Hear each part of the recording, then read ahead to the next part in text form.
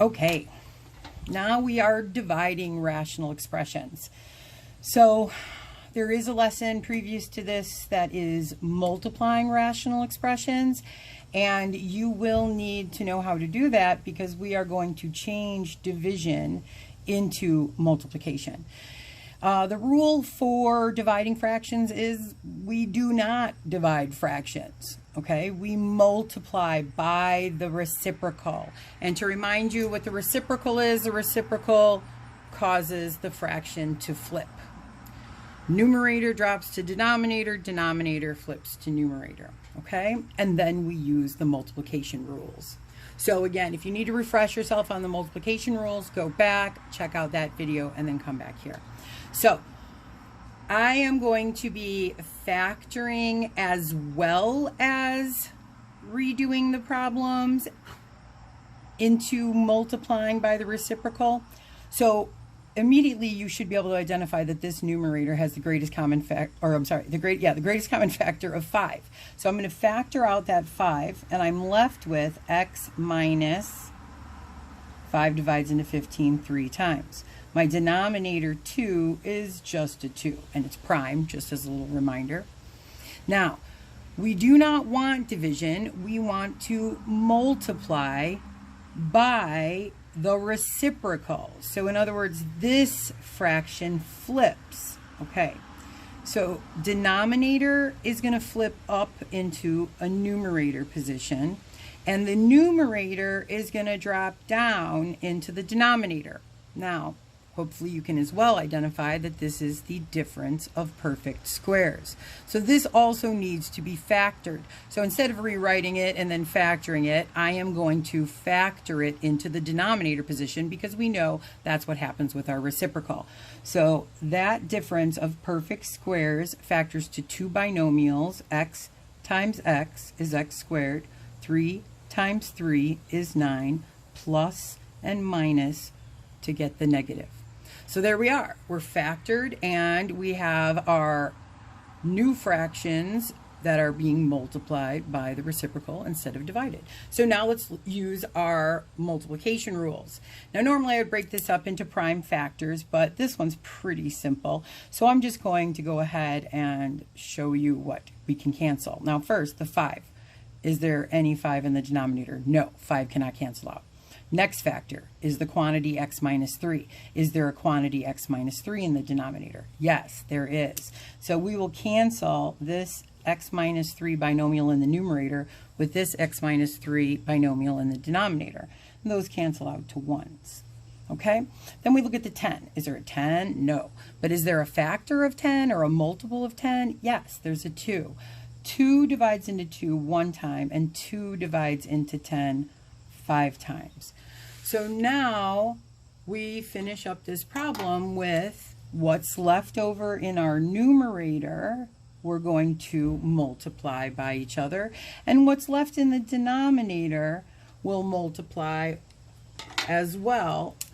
So our simplified answer is going to be 5 times 5 is 25 in the numerator. 1 times the quantity x plus 3 is just the quantity x plus 3 in the denominator.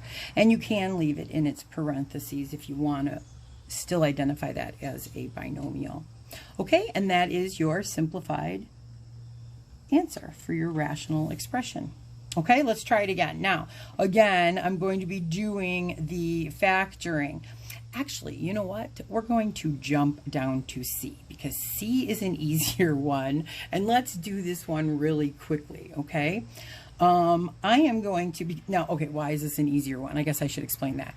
Do you see how these have minuses, and pluses, right? As soon as you put in these pluses and minuses, your monomial, by the way, these are monomial,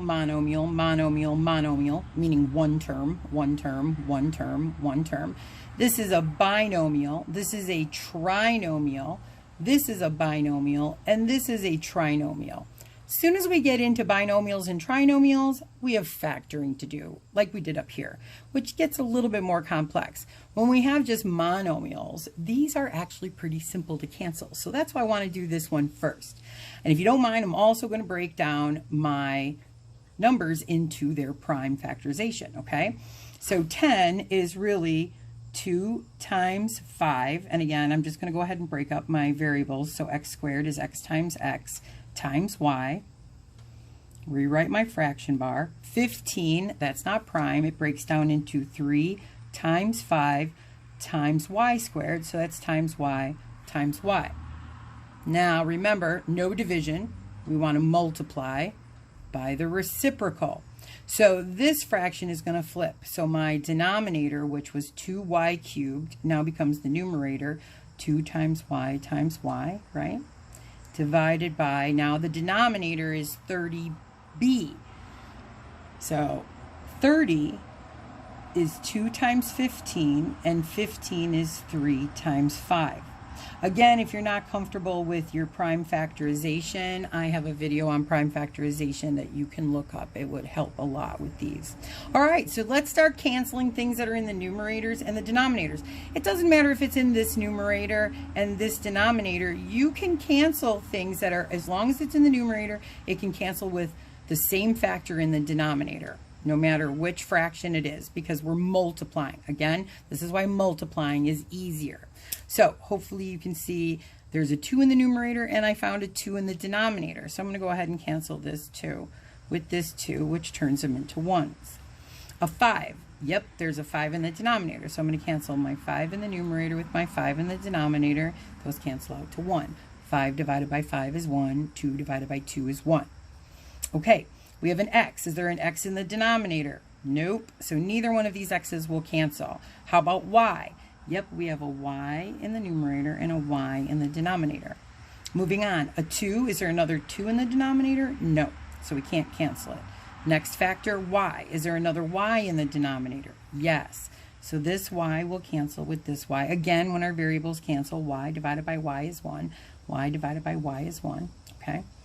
And then are there any more y's in the denominator? No. So now we have to just simplify our answer. What's left in the numerator is 2x's being multiplied, so x squared, a 2 factor, and y to the second, or y squared. So we would write that as, the 2 would be written first, just to make it more pleasing to the eye algebraically, x to the second power, x squared, times y squared. Okay, now my denominator, what's left over? Well, I have a 3, and then times 1, times 1, times 1. And then there's another 3 times another 5 times a b. So when we put this back together, 3 times 3 is 9, and 9 times 5 is 45, and include the b. I know it looks goofy, but that is your simplified fraction. Okay? All right. So for the last one, let's do this. This is a difference of perfect squares, which is a binomial that can be factored. So I'm going to go ahead and write my 2 binomial parentheses. This denominator is a quadratic trinomial in descending order with a leading coefficient of 2. So yeah, a little bit less fun of a trinomial factoring, but we can factor it. Division turns into multiplication. And again, our second fraction will flip. Okay, so now be careful. This numerator that becomes my denominator is a binomial, and it does have a greatest common factor. It's just not going to be able to be factored as 2 binomials. So this numerator is going to drop to this denominator. I'm going to tell you right now, what they have in common is 10. So I'm going to factor out that 10, and I'm going to be left with 10 goes into 20x, 2x, plus 10 divides into 30 3 times. Okay, so I just factored this because we're doing the reciprocal, and that's dropped into the denominator. Now this x squared plus 7x plus 6 is going to be going into the numerator, but this is a quadratic trinomial in descending order that can be factored into 2 binomials. So I'm going to go ahead and put my parentheses there. Now this one to me is pretty simple to factor because it has a leading coefficient of 1, so I'm just going to knock that out. X squared is x times x. 6 is 1 times 6, and it's a plus plus. because this is a plus plus, and when we remultiply inside and outside, 1x plus 6x, we get our 7x. So I know that that is factored. Now, if you notice so far, our first fraction never flips. Why? Well, there's no division in front of it, okay? So your first fraction always stays the same, all right? It's your second fraction that comes after the division sign. Once we turn it to multiplication, that's the fraction that flips. Just wanted to clarify.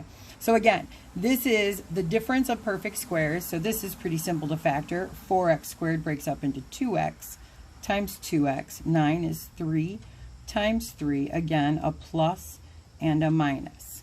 Okay, now you should start seeing some factors that are able to be canceled.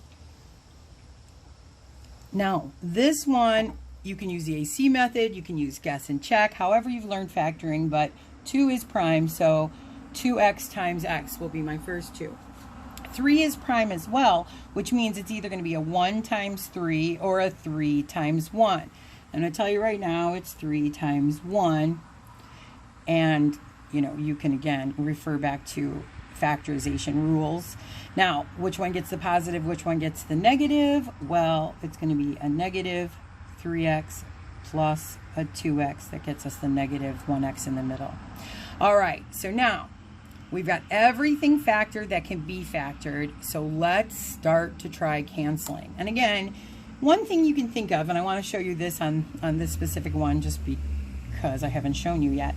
Once you've factored everything and it's all organized, you can just turn this into one big fraction, because that's all you've done is you've broke everything up into factors. So again, if that helps you with the concept of what to cancel. Now, if it makes you feel better, you can rewrite it, smash them together, and make all the parentheses sit next to each other. And yeah, this is a factor of 10. He's solo flying. All right, so let's start canceling. Let's look at our factors in the numerator. This binomial, 2x plus 3, is there a matching binomial in the denominator? That's not it. This is it. So 2x plus 3 in the numerator, 2x plus 3 in the denominator cancels to 1. Next factor in the numerator is the binomial 2x minus 3. And do I have a matching binomial in the denominator? I do. Cancel it out. 1 and 1. Next factor in the numerator is the quantity x plus 1, my binomial x plus 1. Do I have a matching one in the denominator? I do. So x plus 1 quantity cancels with the x plus 1, again canceling out to be 1s. X plus 6 binomial? No. The only thing we have left in the numerator is our binomial x plus 6 and our factor of 10. So your finished answer, and I'll put it here since I left all this room, the binomial x plus 6 is left in the numerator and 10 is left in the denominator. And again, it can be written as x plus 6 in parentheses to again represent a binomial, but again the 10 is in the denominator.